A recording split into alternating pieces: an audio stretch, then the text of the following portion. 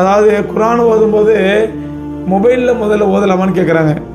நான் மொபைலில் ஓதுறதை பற்றி என்ன சொல்லுவேன்னா, மொபைலில் பார்த்து குரான் ஓதுற விஷயத்தை என்ன சொல்லுவேன்னா, ஒரு உதாரணம் சொன்னால் உங்களுக்கு புரியும் நினைக்கிறேன். ஒரு வீட்டில் ஒரு வயசான ஒருத்தர் இருக்காரு, உடம்பு சரியில்லாமல் படுத்துக்கிறாரு, படுத்த படுக்கையாக இருக்காரு. நம்முடைய தாதாவோ நானாவோ யாரோ ஒருத்தர் படுத்த படுக்கையாக இருக்காரு. அவர் என்ன பண்ண, டாக்டர் யூரின் போகிறதுக்காண்டி நீங்கள் ஒரு பாத்திரம் கொடுக்குறாரு. அவரை படுக்கையில் வச்சு அந்த யூரினை வாங்கி கொண்டு பாத்ரூமில் கொட்டிடுங்க. தாத்தா மௌத்தா போயிட்டாரு.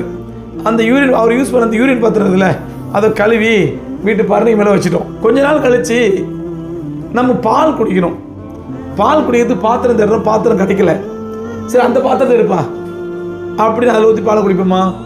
இப்போ அதை யூரின் ஒட்டிருக்கல, சுத்தமாக க்ளீன் பண்ணியாச்சு. இப்போ அதில் பாலை ஊற்றி குடிப்போமா? நம்ம மனசு ஒப்புமா?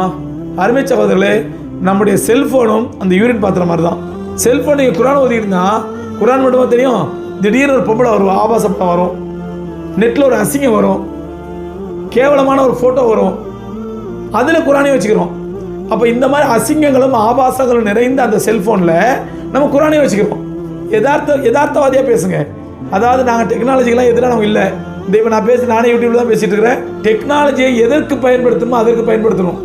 இன்றைக்கி டெக்னாலஜி மூலமாக நன்மைகள் அதிகமாக தீமைகள் அதிகமானு சொல்லி நீங்கள் பட்டிமன்றம் எடுத்தீங்கன்னா 100% தீமைகள் தான் அதிகம்.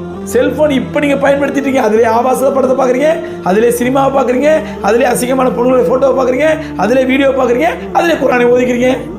அதனால் செல்ஃபோனில் வச்சு குரான் ஓது என்பது என்னை பொறுத்த வரைக்கும் முறை இல்லை.